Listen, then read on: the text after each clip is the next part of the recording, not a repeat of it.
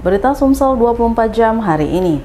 Akibat sebagian badan jalan amblas, jalan lintas Desa Sugiwaras, Kecamatan Gumai Talang, Kabupaten Lahat, hanya bisa dilalui kendaraan satu jalur saja. Kondisi ini menyebabkan kendaraan terpaksa satu persatu melintas, hingga kemacetan di lokasi pun kerap terjadi. Terdapat dua titik jalan yang amblas di jalan lintas Sumatera, tepatnya Desa Sugiwaras, Kecamatan Gumai Talang, Kabupaten Lahat. Kondisi ini menyebabkan jalan yang biasanya dilalui pengendara antar provinsi ini hanya bisa dilintasi satu jalur saja. Para pengendara pun harus bergantian untuk bisa melintas, sehingga kemacetan lalu lintas di lokasi tak jarang terjadi. Rocky Parnanda, warga setempat yang ditemui palpres.com, mengaku dia tinggal di dekat jalan amblas, berinisiatif untuk mengatur lalu lintas agar kendaraan tidak menumpuk di lokasi hingga menyebabkan kemacetan panjang. Kami di sini mengatur jalan supaya tidak terjadi hal-hal yang tidak kami inginkan. Seperti mengatur lalu lintas yang kalian lihat di sini hanya bisa dilalui satu jalur. Kami mengatur supaya satu berhenti dan satu yang lainnya seperti bergantian selanjutnya. Sementara Aju Umarsi, warga lainnya, titik jalan yang amblas kini sudah dipasangi garis polisi dan diberikan penahan sementara. Menurut Aju, ada dua titik jalan yang amblas dengan kedalaman 27 dan 20 meter, serta lebar 30 hingga 40 meter. Aju mendengar kerusakan jalan itu akan segera diperbaiki. Dia pun berharap hal itu memang benar. Sementara para pengendara yang melintas di kawasan itu tak perlu lagi antri satu demi satu untuk bisa melintas. Di mana perjalanan? Lintas Sumatera, Desa Sugiwaras, Kecamatan Gumai Talang. Jadi ramai Pak di lalu? Ya ramai. Ini pengendara yang lewat kita di mana? Ya dari Medan, Jakarta, Padang, Jakarta, Lubuk Linggau. Jadi harapan kedepannya apa Pak? Ya biasa cepat diperbaiki lah supaya ada kemacetan. Reporter dan juru kamera Bernard Albar, palpres.com. Pemirsa, Kementerian Pariwisata dan Ekonomi Kreatif, Badan Pariwisata dan Ekonomi Kreatif bekerja sama dengan Universitas 11 Maret menggelar sosialisasi dan fasilitasi pendaftaran kekayaan intelektual bagi pelaku usaha pariwisata dan ekonomi kreatif tahun 2022 Kamis lalu. Kegiatan sosialisasi ini diikuti oleh 100 peserta dari pelaku usaha dan pelaku ekonomi kreatif terpilih untuk difasilitasi pendaftaran hak kekayaan intelektual. Direktur Direktorat Pengembangan Kekayaan Intelektual Industri Kreatif Kemenparekraf RI, Dr. Insinyur Robinson Haji Sinaga SHMH mengatakan, dilaksanakannya sosialisasi ini dilatar belakangi rendahnya tingkat pendaftaran kekayaan intelektual yang dilakukan oleh pelaku usaha pariwisata dan pelaku ekonomi kreatif karena keterbatasan pengetahuan dan biaya yang cukup mahal. Sementara itu, Kepala Dinas Kebudayaan dan Pariwisata Sumatera Selatan Aufasah Rizal menambahkan, pihaknya sangat berterima kasih Palembang kembali dipilih untuk melaksanakan kegiatan sosialisasi hak kekayaan intelektual.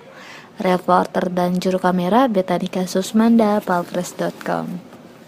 Untuk mengantisipasi adanya penyakit mulut dan kuku, Dinas Pertanian, Tanaman Pangan, dan Hortikultura Kabupaten Ogan Ilir melakukan penyemprotan desinfektan di pasar hewan.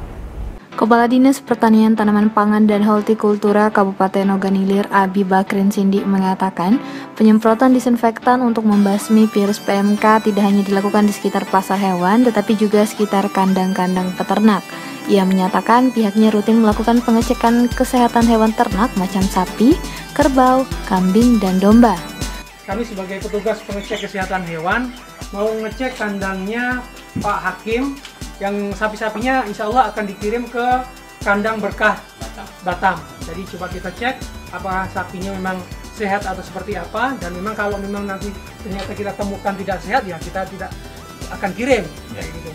Nah, coba kita lihat pertama, kalau kita lihat secara umum sapi ini sehat, kakinya, badannya, ya, nggak ada masalah, cukup gemuk. Nah, sapi-sapi ini juga kelihatannya kuat makannya, tidak ada masalah. Maka kita lihat yang sebelah sini. Nah, ini lagi makan ini. Coba kita lihat gigi-giginya, serta lidahnya. Nah, ini yang lagi heboh sekarang ini yaitu penyakit mulut dan kuku. Nah, kita lihat. Nah, lihat. Ini lidahnya sehat, bagian mulutnya juga sehat, tidak ada masalah. Terus bagian kukunya gerakannya juga sehat, nggak ada masalah. Dan ini agak gemuk, ini ada keturunan Maduranya. Menurut dia, Oganilir menjadi salah satu penyuplai hewan ternak seperti sapi dan kambing ke daerah lain. Makanya pihaknya akan selalu mengecek kesehatan hewan yang akan dibawa keluar daerah. Reporter dan juru kamera, Wijan, palpres.com. Berita terakhir Sumsel 24 jam hari ini. Wakil Wali Kota Palembang Fitriyanti Agustinda kembali melakukan inspeksi mendadak bersama Badan Pengawas Obat dan Makanan BPOM serta dinas terkait di Pasar 10 Ulu, Kecamatan Seberang Ulu 1, Palembang. Wawako bersama Ketua BPOM Ahmad Zulkifli APT mendapati satu pedagang nakal yang menjual terasi mengandung zat berbahaya. Ini merupakan kedua kalinya pedagang tersebut kedapatan menjual terasi yang mengandung zat berbahaya. Wawako mengimbau para pedagang tidak mengulangi lagi hal serupa karena dapat membahayakan masyarakat yang mengkonsumsi terasi tersebut.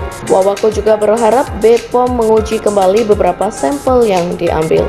Uji sampel kembali untuk memastikan bahwa seluruh yang tadi kita uji itu betul-betul mengandung rodamin B sehingga ada kepastian hukumnya, dan tentu kita berharap proses ini tidak sampai dengan di sini tapi terus ya kita selesaikan. Siapa-siapa yang memang ternyata melanggar aturan atau masuk dalam ranah pidana, tentu kita ingin segera diproses supaya ada rasa kepastian hukum dan juga keadilan bagi masyarakat Kota Palembang yang mengkonsumsi makanan-makanan atau produk-produk yang memang sudah terbukti mengandung zat berbahaya. Reporter dan juru kamera Dian Cahyani, Fitri, palpres.com. Demikianlah berita Sumsel 24 jam hari ini.